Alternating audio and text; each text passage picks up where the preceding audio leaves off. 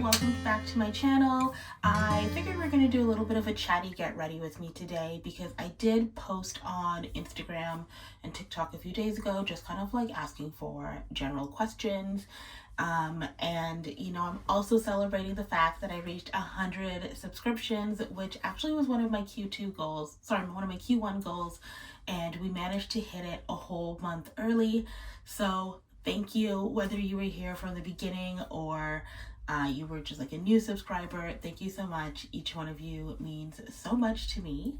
But I figured now is the time to go through some of those questions and just kind of share a little bit more about myself.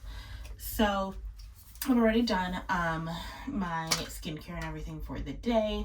And I do have a couple of things that I need to go out to today. So I will be putting on makeup because I am leaving my house. And I know I talked about this a little bit before, but I have this like pore. I don't even know what it is, but like I don't know if you can see it, but it's on my forehead, this like mark it makes me really self-conscious currently. So usually I would go out and like no makeup, maybe just mascara, but recently I find that I'm wearing like a full face of foundation or more like a heavier coverage foundation just because I am like so self-conscious about that mark on my face. But hoping to see a dermatologist soon, so hopefully that will be kind of like cleared up shortly. And then I'm so sorry if you guys can hear my voice. I am sick a little bit. I'm coming off of being very sick, so you can hear it in my voice a little bit, but you know, it's okay. So the first question was, where do I live?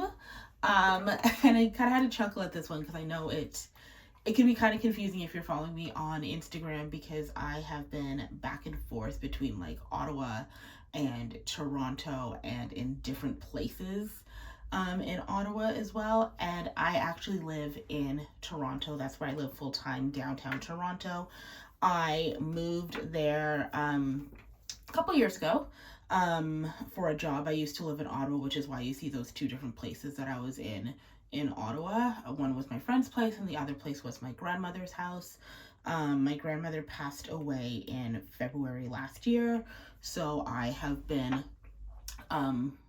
staying at her place and clearing it because we needed to do that and move everything down here. So I'm no longer going back and forth to Ottawa. My last trip down was my last one to clear her place, and the keys have been given back to the management company and everything. But yeah, downtown Toronto is where I live. I absolutely love it. I love it so much. I do wish it was cheaper living in Toronto, to be totally honest. I know there's a high cost of living just about everywhere right now. But yeah, I do miss it. I used to have a place. I currently live with family. So I'm living with my mom just because she has some health concerns, and it made the most sense for me to stay close by just with everything going on. So I did initially look for a place to live, right, kind of like as COVID was ending and things were like super, super cheap. However, you know, now ended up not going that route, even though I really should have, because I would have had a place that's like easily like $1,000 to $1,500 cheaper than what it is now. Like 2 bedrooms in 2021 we're going for the same price as like literally like a studio or a 1-bedroom apartment right now, which is a little bit insane. So, you know, kind of wish I moved, but it's okay. Yeah, so that is kind of where I'm at there. But yeah, I still love Toronto. I complain about the prices and real estate and how expensive everything is, but the reality is like I would continue living here in a heartbeat. I love the area that I'm in right now. It's very close to a lot of things that I do. Like I live close to like where I go get facials. I can walk there, and there's like really nice grocery stores and like butcher shops and everything close by that I enjoy. And it's a good mix of like big box stores as well as like kind of like one-stop shores, like places that only have like 1 or 2 locations. So we enjoy it. What I do for work. So I currently work part-time at a fitness clothing store. I'm sure you guys could figure out which one it is. I'm wearing their stuff like all the time. And I previously worked at a social wellness club in Toronto, but I was laid off. Not this one. We love this company, but yeah, I previously worked at a social wellness club in Toronto, and I was laid off, and you know, it was a bit traumatic. I won't lie. But I'm exploring kind of going back into full-time work, but it does need to be the right option for me. So, you know, I'm really taking the time that I'm working less right now to work on some passion projects.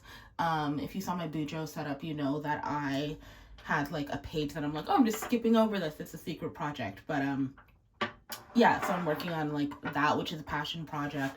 I also was like severely burnt out. What am I dropping? I also was severely burnt out, which really like made, like when I lost my full-time job, when I was laid off, it just kind of like all of a sudden I was like, wait a minute, you have so much time. Like I slept honestly for about a month. I realized that I was really like Sunday scaries were hitting really hard the entire time I was at my full-time job. Like I struggled day to day, and there was moments where it was really, really hard. So, you know, I started taking some time. It was initially like my first thought was like, you have to jump into another full-time job and find something. And I ended up like, I had other stuff going on. I was cleaning my grandmother's house. It opened up time for me to go back to Ottawa. And I really just realized that I needed to take the time to kind of like recuperate and recover. And part of that, I realized that, you know, the job was, I'm still looking for something, but it needs to be something that's correct. And I don't ever want to be in a position where I'm that burnt out again. Like I literally slept for like weeks, it felt like I would come back to Toronto and basically like be sleeping the entire time.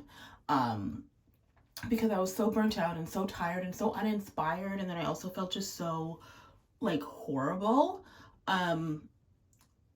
But that has led me to trying to do like other things now. Like that was in the summer, and kind of entering the fall, I realized that I needed to find something that kind of channeled all my energy and made me excited again and made me excited about work, which led me to kind of taking like those continuing education courses, which I've talked about every once in a while on here, or you know, creating a YouTube channel, and just like passion projects that really made me excited to like get up and still create and do, which is something that I wasn't necessarily doing in my full-time job. And one of those things is launching hopefully in April. So you guys are going to start hearing a little bit about it more in the coming weeks. But I just really, I guess I just really needed something to channel my energy, I guess. It's like the very long-winded way of like what I do for work. I work part-time at a clothing store, and then I also am working on some stuff for myself as well. And you know, I think everyone says it, but the dream would be like, if I could monetize this channel and be one of those creators who's making like stupid money, and have this be my full-time job, that would be great. But at the same time, it's still very much something that I do for fun. Obviously, like I'm not making a dime off of this, but I do enjoy it. Yeah. Which brings me to my next question, which was why I started YouTube. So I did find that all that burnout left me very like kind of uninspired and just like not feeling that great, kind of like what was going on.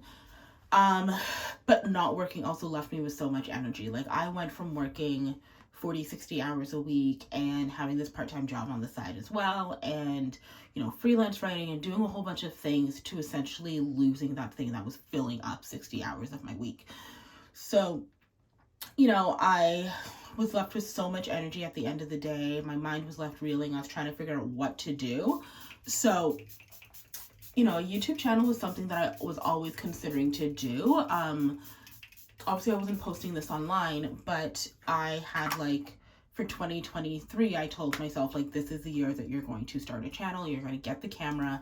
So it was actually one of my sinking funds to get a really good vlog camera. I researched it all and then decided that I was going to kind of like bite the bullet and launch.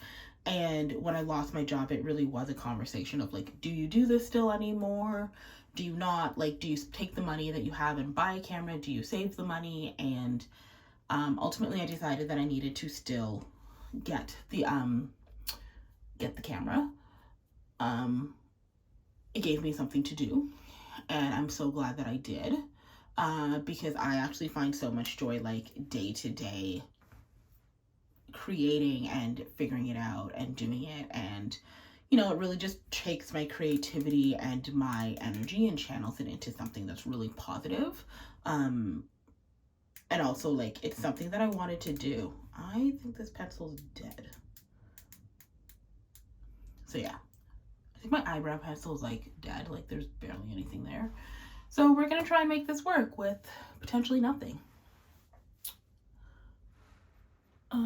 Overcoming self-doubt.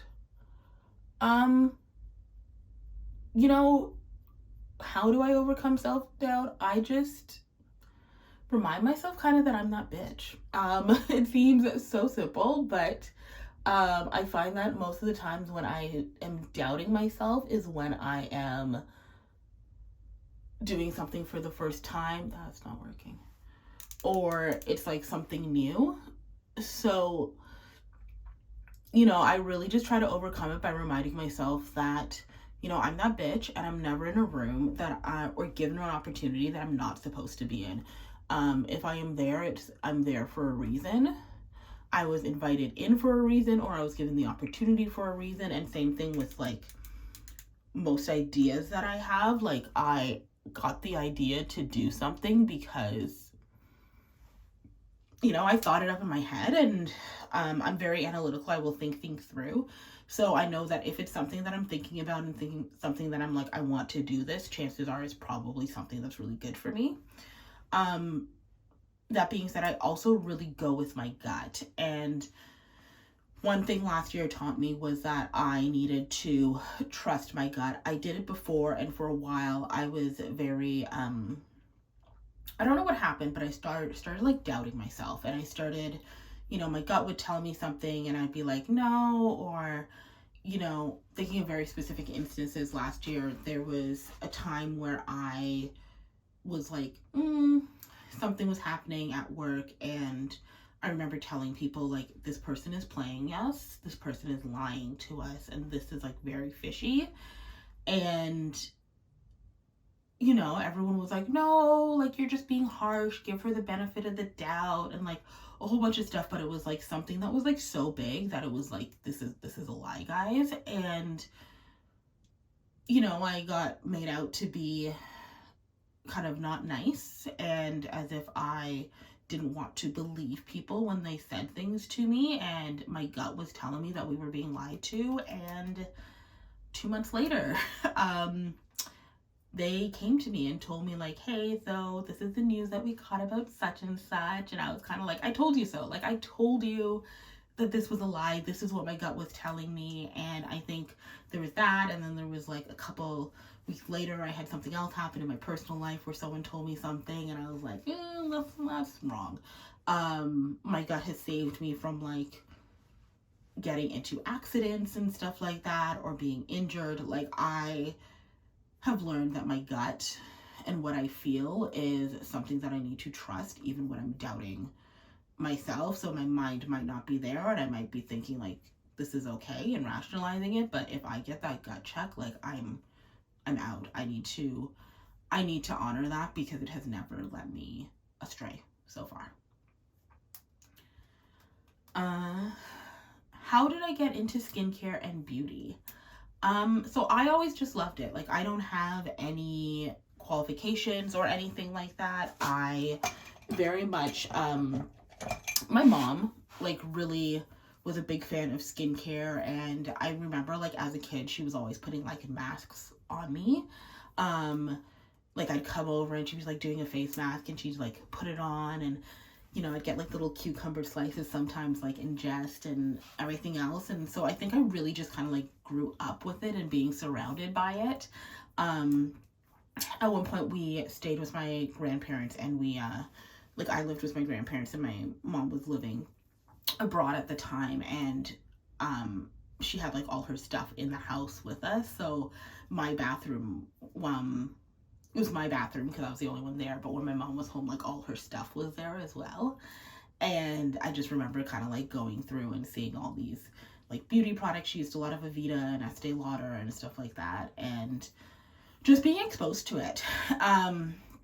So that kind of just translated into adulthood as I started to kind of go through things with my skin. She's the one who put me onto Kiehl's and was like, why don't you try this brand?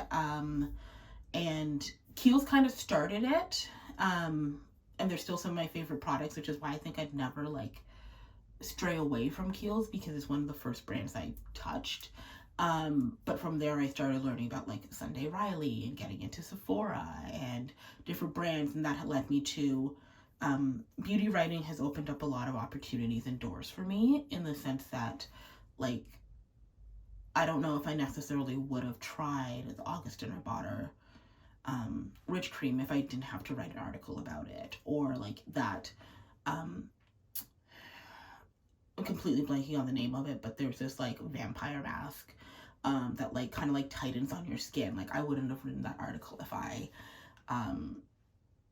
didn't have to do it for a story. And so yeah, so it's the Hannah Cure mask is what I'm talking about. So yeah, so it's like introduced me to a lot of really cool and fun things, and also it's just like a fun little moment of kind of like self-care for me as well. I know that I could always go into my bathrooms and try out a new skincare product, or do a mask, or while I read a book or take a bath, and it's just kind of like a nice way for me to kind of like decompress, I guess you could say.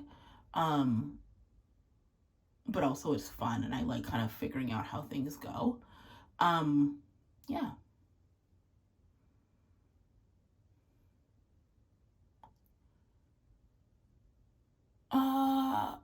Am I in a relationship? So no. Men in Toronto are like questionable at best. So yeah, so truly I am single. I am actually perfectly happy that way, and I'm not actively trying to like seek out a relationship.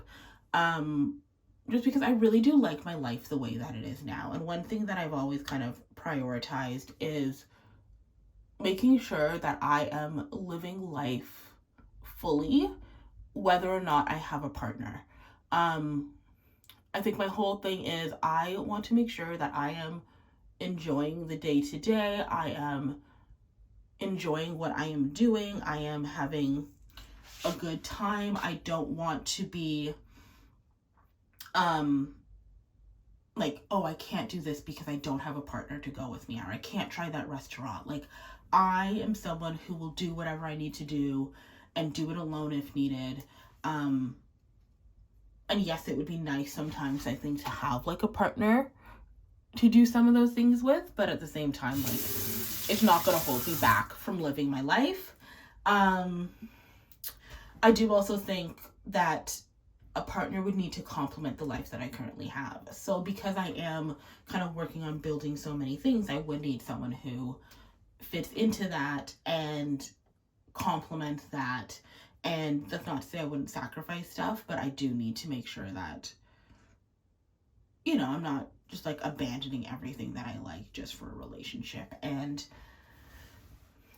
or wasting my time. And the reality is the men in Toronto are time wasters a lot of the time. Like, they just don't know what they want. And, I'm 32 years old. Like, figure out what you want. And what do I do for fun? So I do a lot of things for fun. I like to take spin classes. So that's something that I do a couple times a week. I try to make it to a spin class. Less so recently.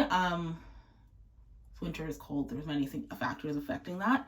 But yeah, I like to go to spin classes. I like to window shop or just like explore Toronto. Toronto is such a like diverse area with so many different neighborhoods. So I am really trying to get out and see as many of those different neighborhoods as possible. So if there's like a coffee shop I want to visit, I will like plan a trip essentially around that coffee shop and be like, oh, but there's also like a stationery store, or there's I don't know, like the museum or whatever it is. I try to fit in other things in Toronto around like my day-to-day life, and exploring and seeing them.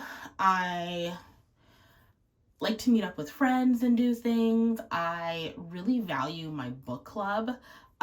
So I read a lot, in case you guys haven't noticed. And one thing I look forward to is my book club so much. I enjoy speaking about the books that we are currently reading for the month, but I also really value kind of like the relationship and the friendships that I have developed with those women.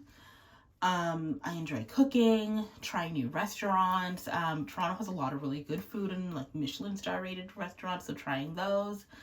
And then I guess just kind of like everything that you guys see here. I do share a lot of what I'm doing for fun and what I love on this channel. So what you're seeing is kind of like what I'm doing, I guess you could say. Yeah, so that is it. I am all done. Brows are done as perfectly as I can with no pencil, so we will be picking one of those up. I might do a Sephora order for those today, but yeah, thank you so much for watching. Let me know if you guys have any other questions, and thank you so much for subscribing and liking my videos. It means so much to me. Have a great day.